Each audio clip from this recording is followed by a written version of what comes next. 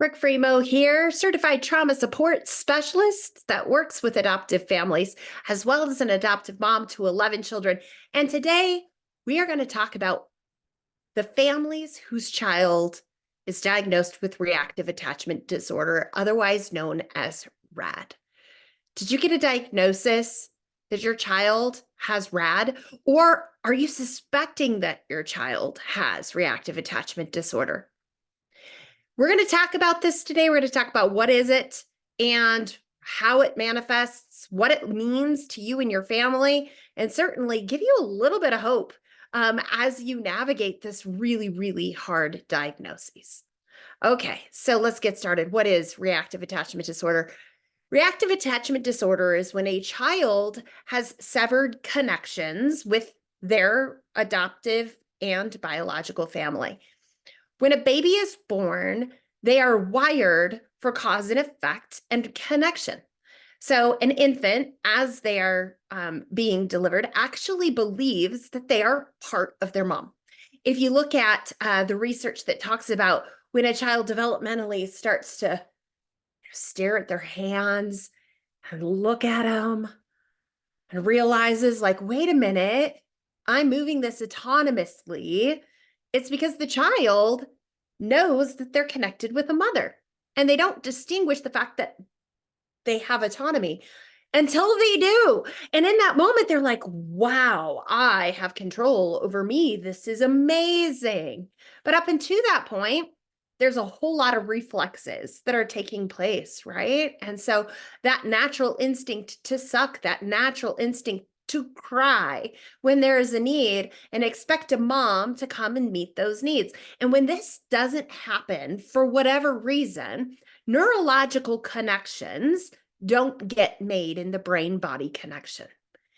And because those neurological connections are not there for attachment, they then oftentimes don't display empathy, discernment, like motivation to try and be in relationship and not upset another person. They don't necessarily even understand the value of the life of others because their perspective has only been unto themselves, and they actually don't have the biological wiring to tell them otherwise. So is it their fault? Absolutely not. And yet they go around in ways that create a whole lot of hurt for people who do have that wiring. If you're a person who understands connection, as you pour into your child, you'd like to see them soften into that.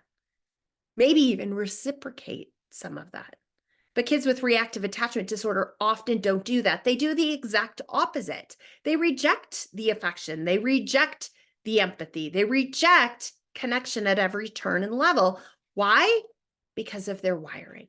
Not because they don't like you, not because they don't care about their world, but because they're wired differently. And it certainly looks like they don't care about their world, and maybe they don't even care about us as parents, right? Reactive attachment disorder children, those are the ones that oftentimes can show up in ways that hurt animals, hurt siblings, destroy objects, terrorize parents.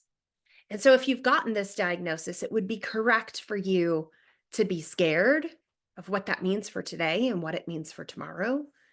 It would be correct for you to be really concerned about the future for this child and whether or not they're going to be able to maintain relationship, keep a job, pay their own bills. That would be an understandable response. And mamas, daddies, I want to tell you, it is not easy to navigate the world of reactive attachment disorder. It's not. And yet, can we talk a little bit about the silver lining? Because here's the truth. Oftentimes, children are diagnosed based off of behavior and behavior alone, right? You go to a psychiatrist, a developmental pediatrician, they're not displaying empathy, they're displaying aggression, they're not responding in a way that is connected. And so they go through a checklist and go, this child's behaving like a reactive attachment child. And therefore, this isn't a byproduct of behavior. Oftentimes, ADD is diagnosed that way, or ADHD, right? A lot of mental health comes off of behavior profiling. And so, is it reactive attachment disorder? And this is what I would say. I can't answer that for you. I can't. But what I do know is that children that are diagnosed with reactive attachment disorder have trauma at the root of who they are. And trauma is what I do know. Trauma is the specialty that I live within, and adoption trauma and post-adoption trauma, all of the things that your children have been through is the world that I do know.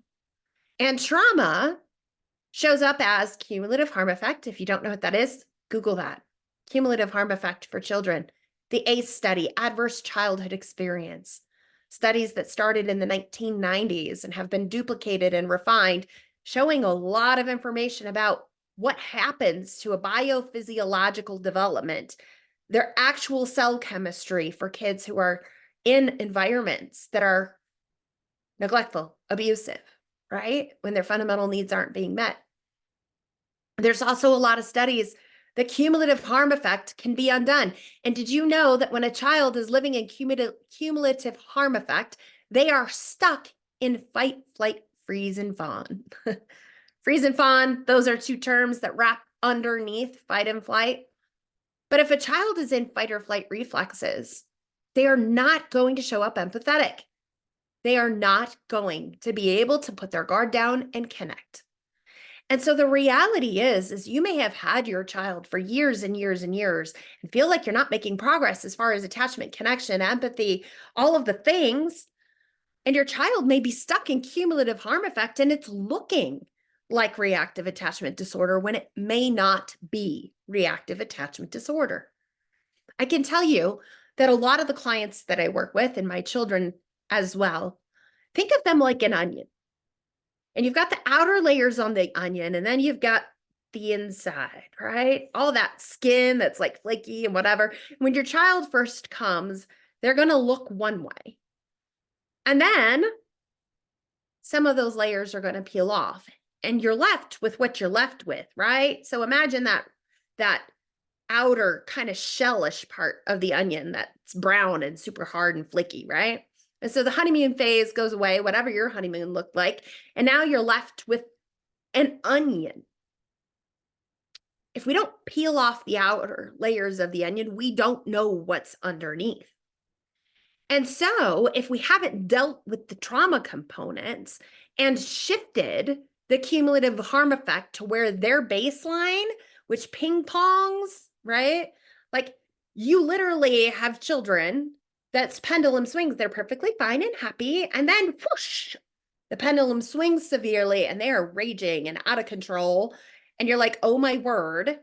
And finally it calms down and they're back to woo, life is a, and you're like, I can't keep up with this. Like emotionally, I don't process that way. Right. Kids with cumulative harm effect, ping pong. It swings, really severe swings. And so if we don't deal with establishing a baseline for these kiddos and peel off the layers of trauma, we don't know what's underneath.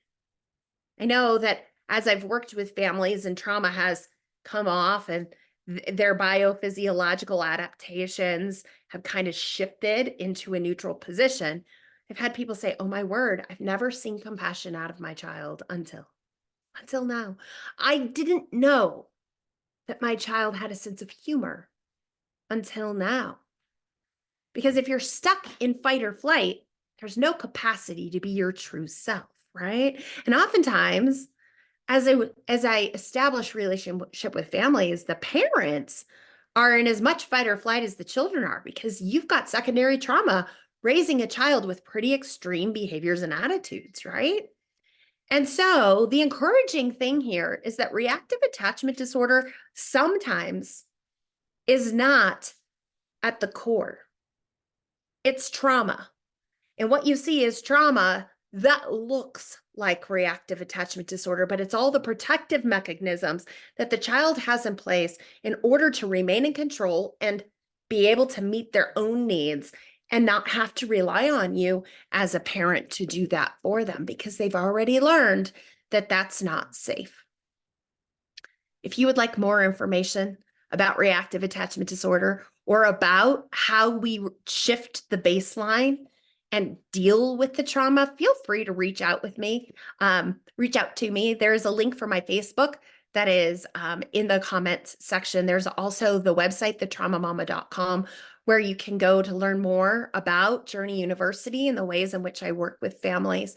But if you are just looking for information on what is reactive attachment disorder, how is it that my child is going to go through life, I would recommend that you subscribe, because we're going to continue to talk about behaviors and attitudes that our kiddos have, and the ways in which we can navigate them together. God bless you. Thanks for your time and attention. Bye-bye.